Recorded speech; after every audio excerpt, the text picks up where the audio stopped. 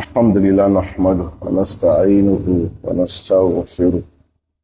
ونعوذ بالله من شرور أنفسنا ومن سيئات أعمالنا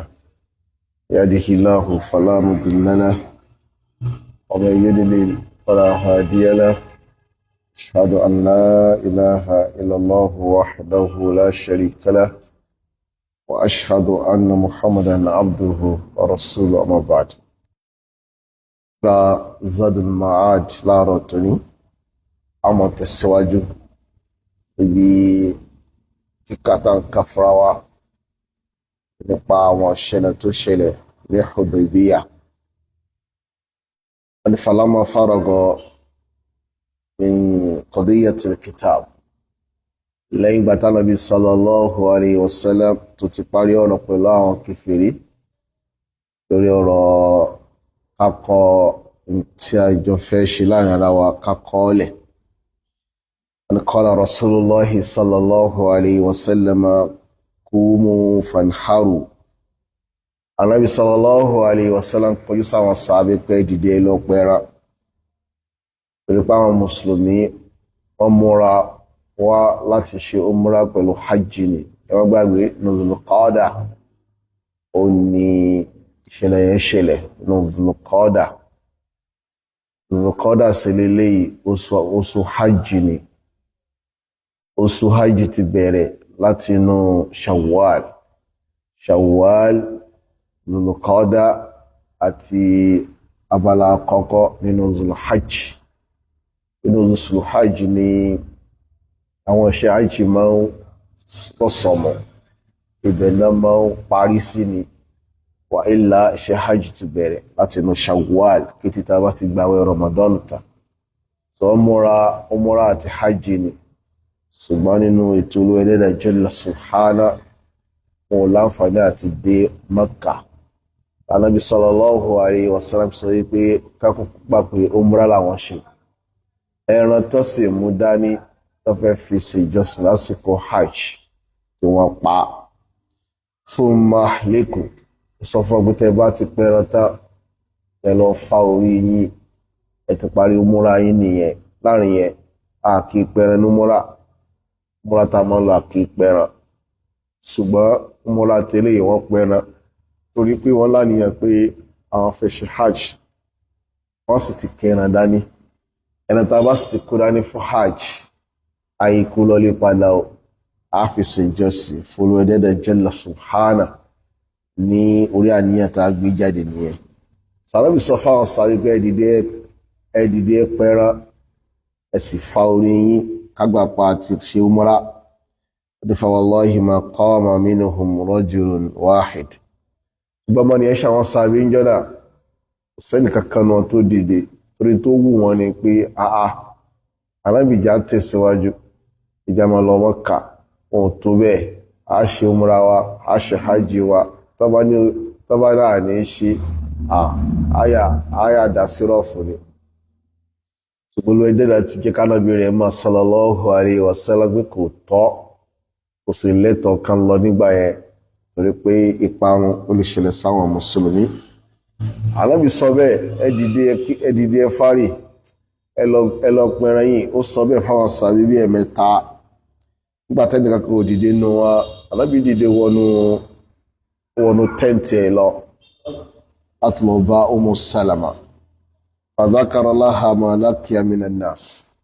Ó sọ fún Ummu Salama nǹkan báyìí làwọn èèyàn máa ṣe nígbà tí mo sọ fún ọkàn ṣe nǹkan báyìí. Faqalat Ummu Salama yàwó Ànábì radiyallahu ta'ala anha ó ní ya Rasulallah atuhibbu dhalik sí ń tá ṣe yẹn sọ nífẹ̀ẹ́. Ní jẹ́ pé ìdáhùn ẹ̀rọ ni pé Ànábì ò nífẹ̀ẹ́ rẹ̀ sallallahu alayhi wa sallam. Wọ́n ló khuruj fún mọ́lá tukallim ahada lára jáde sí wọn. Wọ́n bẹ ní kankan sọ̀rọ̀. Wọ́n sọ ní kankan. Wọ́n bẹ ní kankan sọ̀rọ̀ hatta tanhara badanaka tó fi para kúnmí rẹ̀. Wa tad'u haliqaka fayahliqaka pé onígbàjámọ̀ rẹ̀ wọ́n bá fa orí rẹ̀. Faqama fa kharaja. Ànábì ṣe bẹ́ẹ̀ sallallahu alayhi wa sallam kò bẹ́ẹ̀ ní kankan sọ̀rọ̀ tó jáde. Ó pẹ́ra ó sì pé onígbàjámọ̀ wá bọ̀ ń fa orí falamma ra'a an-nasu dhalik pàtàwọn yẹn rí sáà ti dára báyìí alábìmọ̀ ti pẹ̀rẹ̀ sallallahu alaihi wasallam ó mọ̀ ti fa orí ọmọ fanaharu gbogbo bá dìde abẹ́rẹ̀ sí pàẹ́rẹ́ wọn kìtìkìtìkìtì débi pé ìkọlùkọ bá ṣẹlẹ̀ bọ́sí ń pẹ̀rẹ̀ tán náà ń fárí nígbàfẹ́ lè mọ́ kọlùra wọn ọjọ́ lọ́tàlá anhum so lẹ́yìn ìgbà yẹn ni àwọn obìnrin tí wọ́n gba Islam táwà ní Mọ́kà ni wọ́n dé sáàrin àwọn mùsùlùmí gbogbo àdéhùn tí wọ́n ṣe pẹ̀lú àwọn kèfèrí yẹn táwọn mùsùlùmí ṣe pẹ̀lú àwọn kèfèrí ó yọ àwọn obìnrin mùsùlùmí àárín àwọn ará Mọ́kà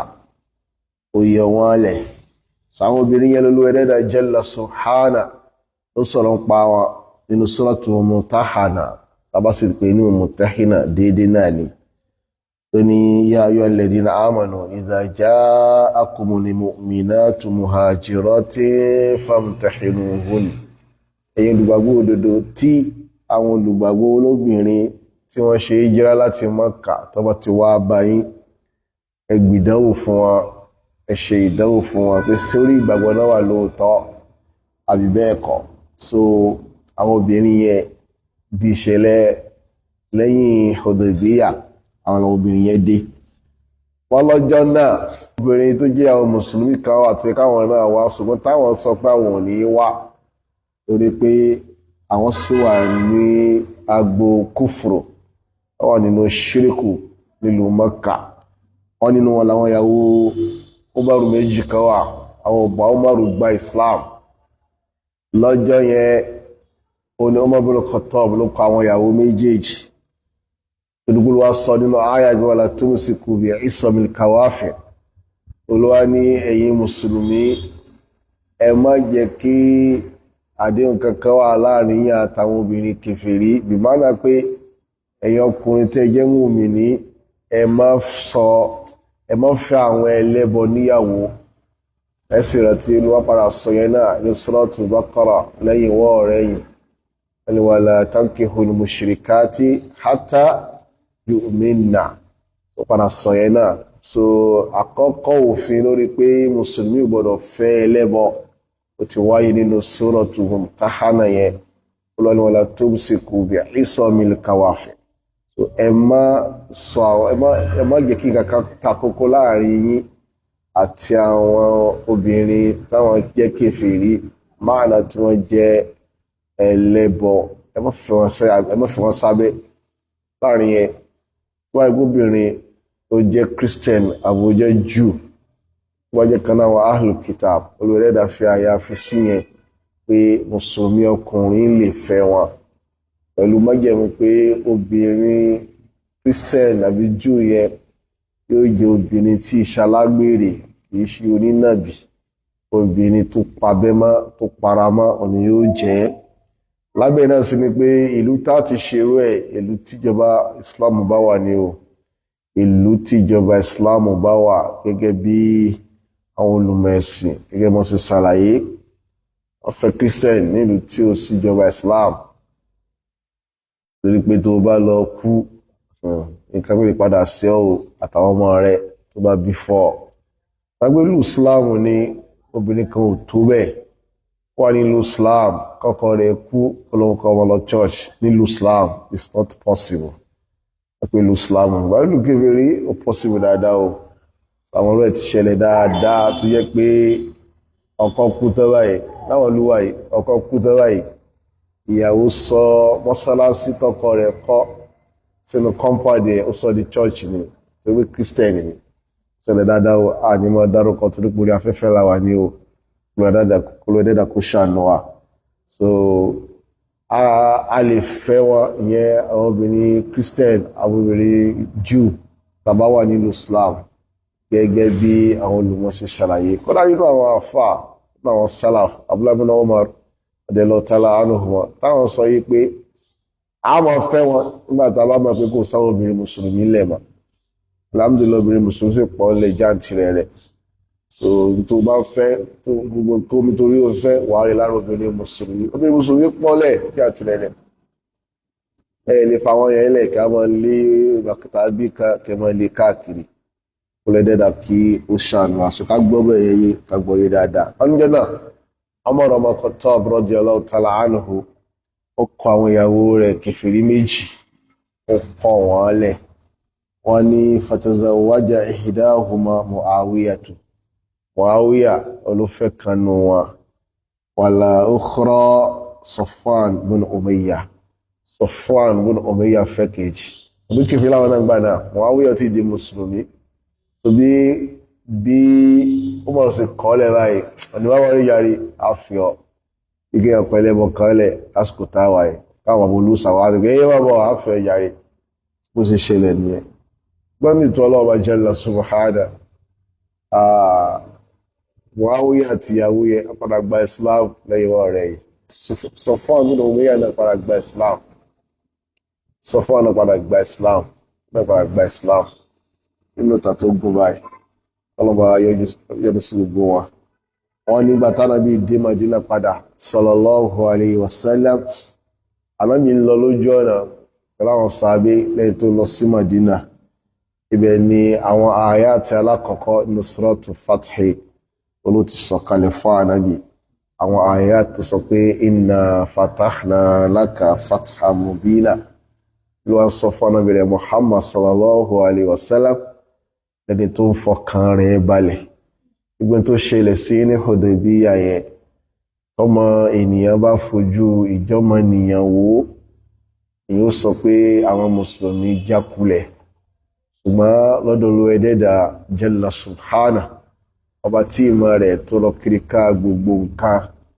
ìṣẹ́gun oríire olójẹ́ fáwọn mùsùlùmí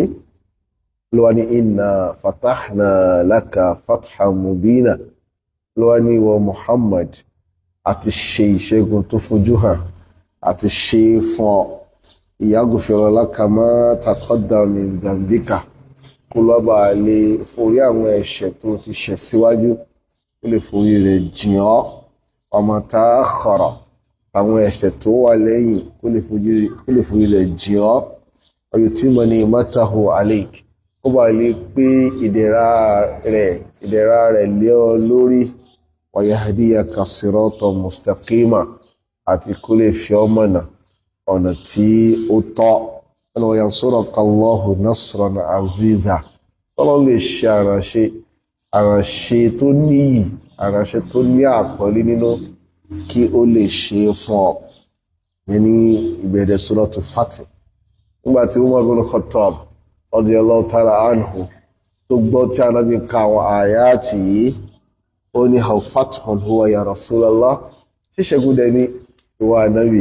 nítorí ṣẹlẹ̀ síwá ìṣẹ́gun sí ní qala na'am Ànábì dá lóhùn sallallahu alayhi wa sallam bẹ́ẹ̀ ni ìṣẹ́gun ní faqala sahaba àwọn sàábé kí ló gbẹnu wọn jáde jọ́nà wọ́n ní hanihan laka ya Rasulallah ọbẹ̀rẹ̀ sí kí Ànábì wa Muhammad sallallahu alayhi wa sallam pé okòríire wọ Muhammad wa Ànábì wa òjíṣẹ́ Allah okòríire wọ́n ní famalana ọ̀dá ọlọ́run ti sọ tí ẹ báyìí pé inna fatahna laka fathan mubina ọlọ́run ti náà ṣiṣẹ́gun fún ó ti náà fún ẹ̀ṣẹ̀ iwájú àti tẹ̀yìn ó fi jìn ọ́ ó ti náà ṣe àránṣẹ́ tó ní ìnú òun ṣe àwọn táàjọ lọ ní tiwa lọ́wọ́ sọ ọ́ yàkalẹ̀ pé huwa alladhi anzala sakinata fi qulubil mu'minin gbogbo náà ni Allah ọba tí ó sọ ìfọ̀kànbalẹ̀ ó sọ kalẹ̀ sọ́kà àwọn mùmínì ní Hudaybiyah torí pé ìfọ̀kànbalẹ̀ padà sọ kalẹ̀ lórí àwọn mùsùlùmí ní Hudaybiyah abúlé-dẹ́dà wọ́n bá yọrí sọ́dọ̀ àwọn sàábé lápapọ̀ àwọn ẹni ire àwọn ẹni alápàálé àwọn ẹni tí àìbínú wọn pásáré mú wọn ní nígbà tánábì dé tó padà dé Madina alábì dé Madina báyìí òun ni arákùnrin kan tá a mọ̀ sí Abu Basir bá dé mùsùlùmí tó kó láàrin àwọn kèfèrí láti Mákà ló bá dé pé wọ́n ti gba Islam òun ti sá o so bó ṣe sáde Madina ó dé báyìí kò pẹ́ àwọn ikọ̀ kan náà dé láti Mákà láti wá gbà padà sílùú wọn pé tọ́ àti sàdéhùn ìpẹ́ tó wá ti sá láàrin wa tó wá sábà yín ẹ gbọ́dọ̀ dá padà. A ní àtọ́dọ́dọ̀ Ànábì sallallahu alaihi wasallam àwọn ọkùnrin méjì ni wọ́n rán láti gba Abu Basir padà. A ní Ànábì dẹ̀ sí kí ni ó yọ̀ǹda rẹ̀ fún ọgbẹ́ ẹwọ́n mú lọ tọ́lá dé ìtọ́jọ́ ṣe nìyẹn. Ànábì yọ̀ǹda rẹ̀ pé mọ́ mú lọ. A ní fa kharaja bihi hatta balagha Dhul Hulayfa. Ọba bọ́kùnrin yẹn lọ tọ́fidé Dhul Hulayfa. Dhul Hulayfa láti mọ́ gbé ihram. Ibẹ̀ làwọn ará Madina tí wọ́n gbé ihram ọba fẹ́ ṣe umrah àbí hajj.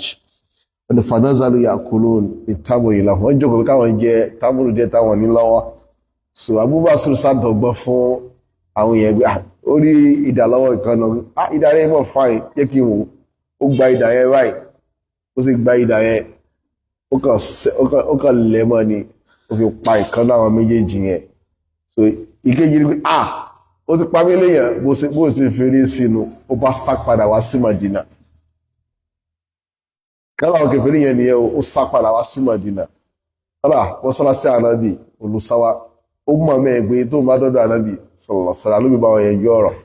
So Abu Basir náà dé tọpasẹ̀ rẹ̀ wá. Ànábì ní kí ló dé? Ó ní Abu Basir ní ànábì jẹ̀bi o ẹ̀yin ò jẹ̀bi rárá ti yín o. Ìtọ́lọ̀ ní ẹ ṣe àdéhùn tẹ́ pé pẹ̀lú wọn ẹ̀yin ti pé ébó ti yọ̀ǹda mi fún wọn ṣùgbọ́n Ọlọ́run láàmì kò lọ́wọ́ wọn. Ànábì ní rárá o Ọlọ́run láàrọ̀ lóòótọ́ ṣùgbọ́n bí tó tún sáwáì àbẹ́ àdéhùn náà ló tún wà pé àásùsẹ́ kí ni o á dá ọ padà sí Mẹ́kà. Ẹgbẹ́ kan níṣẹ́ yẹn tún lágbára Ànábì ní á dá ọ padà sí Mẹ́kà. Ó sì pàkánú àwọn méjì tẹ́ra wá ìtú ẹni pé tó bá dé Mẹ́kà wọ́n pa òun náà ni. So ọba tó mú lọ báwo bá ṣe sá padà ó tún escape ó wá sá lọ sáàyè kan àyè tó wá sá lọ yẹn òun ní òun àti Abu Jandal bí wọn sọ ìwọ̀n àmì ìdẹ́gbà mẹ́ta Abu Jandal Abu Jandal náà sá lẹ́yìn àwọn kèfèrí. So àwọn méjì wá lọ pàdé ibi tí Abu Jandal ló wà lọ́tọ́lọ́jọ́ pàdé gbogbo mùsùlùmí tó bá tó wá ń sá Mẹ́kà wọn ò ní lè lọ síbò ò lè lọ sí Mọ̀dínà ọ̀dọ̀ Abu Jandal lọ́ndé sí báwọn náà ṣe fọ́ọ̀mù ìletò kan bẹ̀rù títí ọdún kejì táwọn kèfèrí bá àdéhùn jẹ àwọn mùsùlùmí tó láǹfààní àti wọ́n sí Mọ̀dínà. Abúlé dẹ́dà bá wa yọ́nú sí gbogbo wọn lápapọ̀. Ilé náà ní ṣókí àwọn fawaid ó pọ̀ nínú àwọn ìṣẹ̀lẹ̀ tó ṣẹlẹ̀ yìí. So inshallah ta'ala tó bá di ìjókòó tó ń bọ̀ àwọn fawaid àwọn ẹ̀kọ́ tá a lè kọ́ níbi ìṣẹ̀lẹ̀ Hudaybiyah olámọ̀yẹ̀wò. Sallallahu ala nabiyina Muhammadin wa alihi wa sahbihi ajma'in. Assalamu alaikum wa rahmatullahi wa barakatuh.